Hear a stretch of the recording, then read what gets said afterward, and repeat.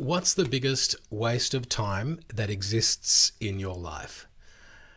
If you're anything like me, or like most people in the world right now, it's probably the thing that I'm going to talk about today and help you find some more efficient ways to use it.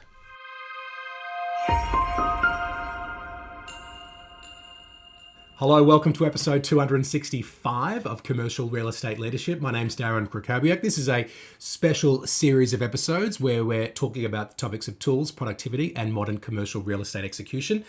And today's episode is from way inside the vault. Episode 89 was when this one was first released, but it's still relevant today, talking about 10 ways that your phone can save you time in commercial real estate.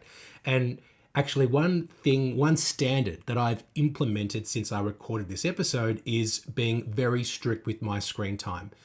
So I am only allowed to have an average of 2 hours of screen time on average per day every single week. So if I have a bad Wednesday and it goes for 4 or 5 hours, then I'm actually, when I say obsessed, I'm very focused on making sure that I do not have more than an average of 2 hours of screen time per day. So if I have a blowout on one day, then I need to really cut back. So the overall week's average is at 2 hours. What is the penalty if I don't meet that? Well, the way the standard works is, then the following week I have to go under by the amount I went over. And if I don't achieve that, then I need to go to grayscale for a couple of days on my phone, which basically makes your phone unbearable to look at and means that your screen time does definitely decline. So the reason why I'm sharing that is because I think a lot of us probably are guilty of spending too much time on our phone, and I was, and when I had some bad results for my screen time, that is when I implemented that standard. So if that is something that you find is an issue for you, that is your phone is more of a time suck than it is helping you with saving time, then I think today's episode as part of this special series is going to be the right one for you to be listening to. The question I want you to ask yourself is, how much time am I wasting on my smartphone? Whether you like iPhone or Android, a lot of us spend too much time on our phones. And I think we sometimes fool ourselves into believing that we are actually using our phones productively when actually we're taking ourselves away from more productive activities. And if you've never done this before, and it surprises me how many people haven't, but have a look if you're an Apple user, you can go to screen time. I'm not sure what it's called in Android, but I'm guessing it's something similar, and you'll get the knack of what I'm talking about when I tell you how to do it on an iPhone. Go into screen time inside your settings and have a look at things like the total screen time that you spend every day or week just looking at your phone. Have a look at how much time you're spending in each app. It will give you that information. It will also tell you the number of times that you pick up your phone every day. And most people, when they look at that number, are a little bit shocked that they pick up their phone that many times, that they spend so much time on particular apps, or that they just spend that much time on their phone every single day. So I want to give you today 10 tips that will help you spend less time on your phone, or will help you make the time that you're using your phone more efficient. So let's get right into the list. And number one is to turn off most notifications. Now, I would encourage you really to turn all of them off if you can, but if you can't turn all of them off, you want to still be able to get messages from your significant other, for example, or maybe you want to know whenever there's a charge going up on your credit card. But definitely you should be turning off social media notifications. You should be turning off notifications from news sites when they're trying to lure you into their clickbait, and definitely you should be turning off the alerts for emails. The number of people who have alerts coming in every time there's an email, I'm going to tell you a little secret. If it's that important, they'll call you. And if your phone's buzzing at you 100 or more times a day, because most people receive at least 100 emails a day, that kind of sounds a little bit stressful to me. So number one is to turn off most, if not all, notifications. Number two is to delete the apps that you don't need. And I know my phone actually starts to delete them from the screen, or at least I've got to push a button to download them again if I haven't used it for a certain time. I think that's because I've got so little space left on my phone. But if you notice that you're not using an app very often, then it's just taking up valuable real estate on your phone. So you don't need it there. So why not delete the apps that you don't use? Because if they're not being used, they're not useful, and that means that they don't need to be there and they have no opportunity to lure you back in the future. Number 3 is the reverse of this, which is to download the apps that you do need to use a lot of. So if you find yourself logging into certain platforms, using certain websites, for example, if there's a coffee shop that you go to every day and they can process your order through an app rather than through Safari or through your browser, got there in the end, you can you can use the app, and that's going to be much faster than typing in your credit card details every day, right? So to save you time logging in the browser every single day, find if there's an app that can make that faster. So yes, use your phone apps when it's faster to do something, because your phone can help you be more productive. All right, let's move on to number 4. It is to set limits for those time suck apps. So on my phone, every single day, if I've spent more than 30 minutes in combined time on Facebook, Instagram, and LinkedIn, it will then lock me out of those apps.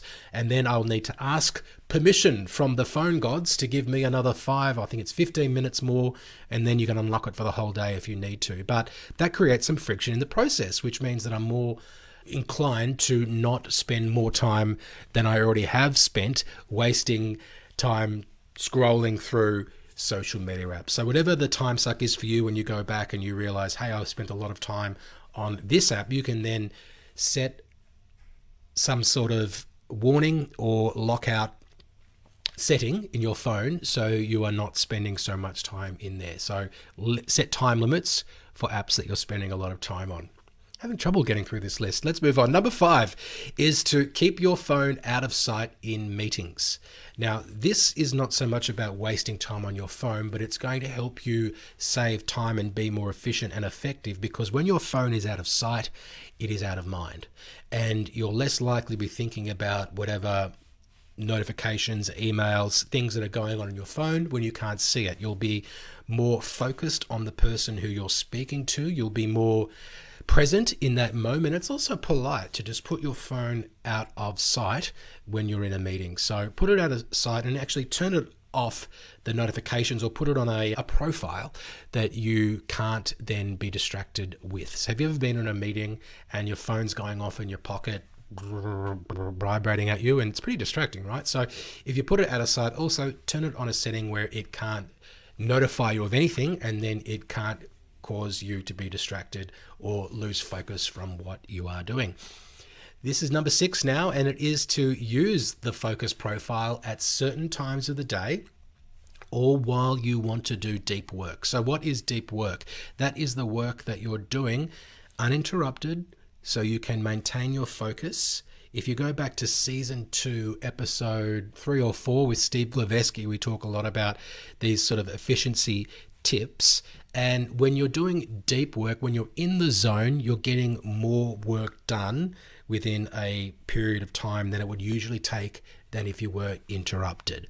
So a great way to help you do this is to, 1, put your phone on a certain profile setting where it cannot interrupt you, but also you can set an alarm on your phone to, after you've done your 1 hour sprint of deep work, you'll then know that it's time to come out of that and to move on to the next thing. Number 7, and someone taught me this recently, is to ask Siri questions that it is quicker for Siri to answer than you could figure out for yourself. And the great one I got was, ask Siri or Alexa or whatever your phone has, what is the date 90 days from now? So for example, if you're in a meeting and we're doing a 90-day closing, or we've got a 90-day agreement or contract, what is the effective date that this agreement closes? Well, it's 90 days from now. Which month has 31 days, 30? Brain damage, right? Just ask your phone, can give you the date 90 days from now, and it will give it to you, and that's faster than trying to figure it out yourself. So figure out some voice commands that actually help you save time.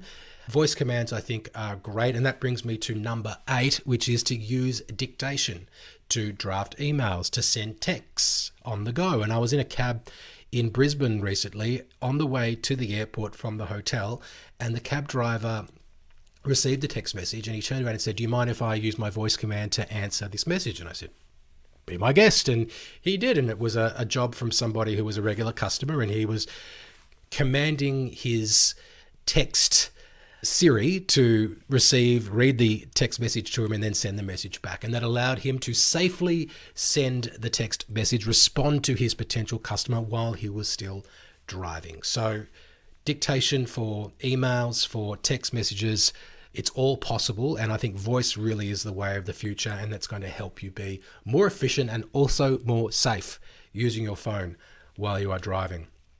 Number 9 is to listen to podcasts and educational material like Cresuccess, the podcast, but also you can listen to audiobooks, things that help you learn and grow. And I remember Brian Tracy, who I've talked about a couple of times on the podcast, who was really the first personal and professional development mentor that I had from afar in my life. And one of the things he used to talk about was the use of, and this is back in the day when you could only get CDs, but getting audiobooks on CD and or tapes, that's a long time ago, and turning your car into a mobile university was I think actually the term he used was a university on wheels.